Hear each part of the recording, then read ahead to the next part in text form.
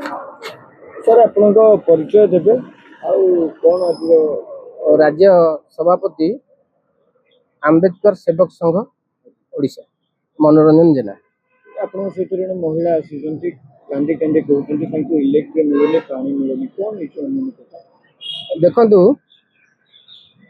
राज्य राजधानी बीजेपी नगर जहाँ हूँ आम ओडिशार मुख बंध मुखशाला एठी 45 डिग्री खरारे जो असह्य ताती राजधानी जलुची से समय रे आज मुख्यमंत्री को प्रकोष्ठ रे अभियोग प्रकोष्ठ रे एसी रूम भीतर को जड़े महिला जाइए जो फैन लगी एसी लगी बोधे से प्रथम थर गला भाया से जाऊले जब सामान्य ताती से एसी लगी पारे किंतु 45 डिग्री खरारे दीर्घ 4 वर्ष है 3910 टंका डिपोजिट कर लक्ष्मीप्रिया पात्र को ओपीटीसीएल कर्तृपक्ष वैमातृक मनोभाव सेठाकार काउंसिलर एवं विधायक तत्सहित मुख्यमंत्री ये समस्त विचार को से परिवार छोट छुआ दुईटी अच्छा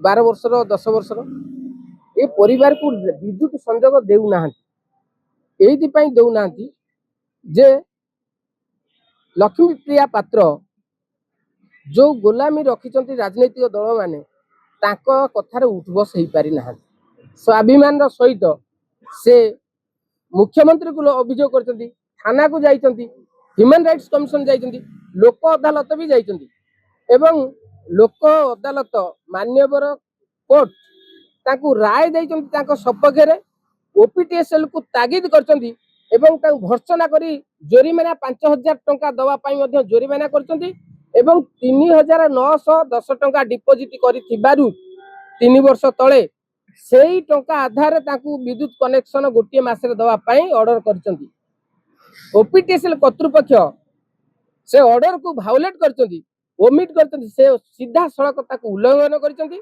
एवं ता परे से 24240 टंका बांधिया पाई ताकू बाध्य करिबारु से गत 10 तारीख 12 तारीख 12/5/2026 रे 24240 टंका डिपोजिट कले डिपोजिट परे मध्य ओपीटीसीएल कर्तृपक्ष भाभी ये गरीब लोक दे पारिबो नहीं कि आमे ताऊ लाइन दबु नहीं आ नेतांकर प्रिय पात्र होइकी रहिबु से डिपोजिट करला परे तार घर आसब पत्र बिकी से डिपोजिट कला परे मध्य ताकू लाइन दिया जाय नहीं ये अति घृण्य कथा अति लज्जा कथा एवं एभली वैमातृक जदि राज्य राजधानी रे हुए ओडिशा राज्य रे कोण अनुकोण रे जो गरीब लोक मान अछन ताक अवस्था को भली होतो आपण माने अनुभव करथुवे आज माननीय मुख्यमंत्री कतरे आमे अभियोग करी आसिलु जणै देलु जदि 24 घंटा भितर लक्ष्मीप्रिया पात्र घरे लाइन न जळे ताहले 24 घंटा परे माननीय मुख्यमंत्री को बासभवन आगे एवं ओपीटीसीएल ऑफिस कार्यालय आगे अनशन रे बसिबु जे पर्यंत हमको लाइन देना से पर्यंत ताकरी एसी ताकरी इलेक्ट्रिक जलिक रही आ सहित से परिवार को पानी भी दि जाऊ नहीं एभली एक बासंद राज्य राजधानी जदि गोटे मनीष को बासंद करा जाउची ताले एभली हीन मान्यता पशु सदृश जो राजनेता मान को आम घृणा करूँ आ तुरंत ताकू मध्य पानी दि जाऊ मैडम कहते ओपीटीसीएल मो ना लक्ष्मीप्रिया पात्र मु गौतम नगर बस्ती रे रहूची मो स्वामी का ना भी गणेश्वर पात्र से भी मो पाखे उपस्थित अछंती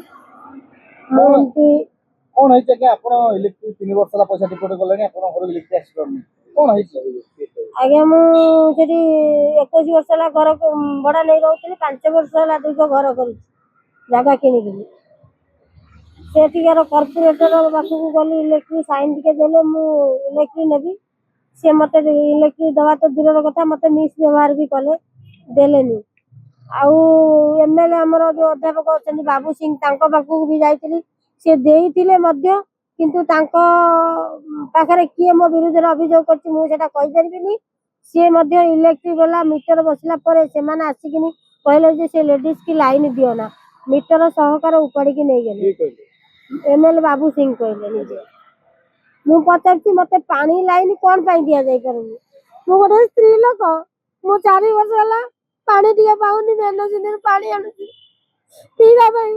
ମୋର ଗୋଟେ ବଞ୍ଚିବାର ଅଧିକାର ନାହିଁ ଏ ସମାଜରେ। ମୋ ପିଲା ଛୁଆ ଗୁଡା ଗାଁ ଭିତରେ ସଢିଗଲେଣି, ସେମାନଙ୍କ ଦୁଃଖ ମୁଁ ଦେଖି ଯାଇପାରୁନି। ମୁଁ ଏଥିରେ ମନ୍ତ୍ରୀଙ୍କ ପାଖକୁ ବି ଆସିଲି, ସେ ଖାଲି ମତେ ବନଉଛନ୍ତି, ଏଇ ସନ୍ଧ୍ୟାବେଳେ ଯିବେ ସକାଳେ ଯିବେ ଏମିତି ପ୍ରକାର ବନଉଛନ୍ତି। ଆଜିକି ବର୍ଷେ ହେଲା ମୁଖ୍ୟମନ୍ତ୍ରୀ ଆମର ମତେ ଏଇଭଳି ପ୍ରକାର ଚଲେଇ ଚାଲୁଛନ୍ତି। 4 ବର୍ଷ ହେଲା ମୁଁ ଲାଇନ ଦେଇ ପାରୁନି। ବାହାରେ ଆମେ ପିଲା ଛୁଆ ଧରି ରେଳ ଲାଇନ କଡରେ ଶୋଉଛୁ।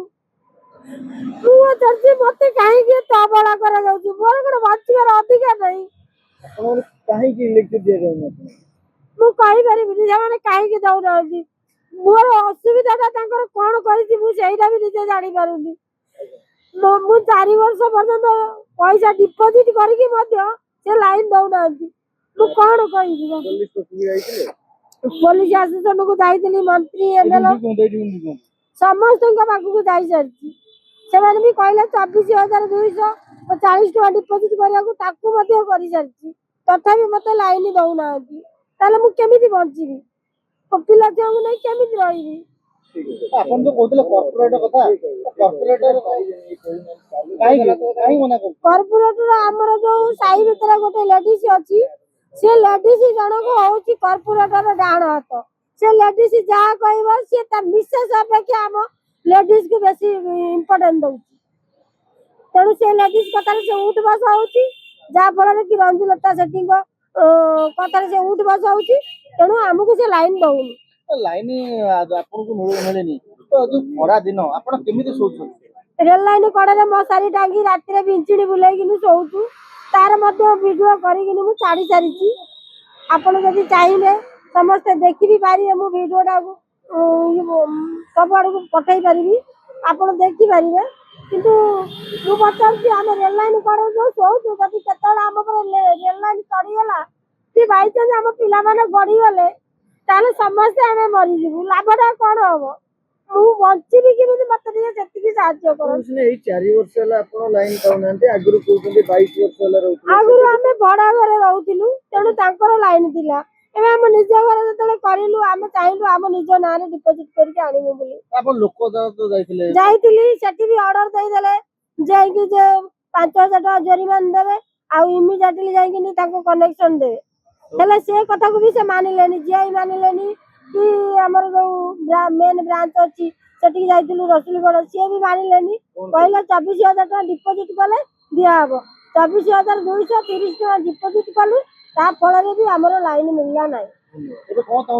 ମୁଁ ଚାହୁଁଛି କେବଳ ମତେ ଟିକେ ଲାଇନ ଦିଅନ୍ତୁ, ଆଉ ମୋ ପିଲା ଛୁଆ ଶାନ୍ତିରେ ରୁହନ୍ତୁ। ମୁଁ ଏତିକି କହିବି ଆପଣଙ୍କୁ, ହାତ ଯୋଡିକିନି ପାଣି ଟିକେ ଲାଇନ ଟିକେ ଦିଅନ୍ତୁ, ଆଉ ମୋର କିଛି ଦରକାର ନାହିଁ।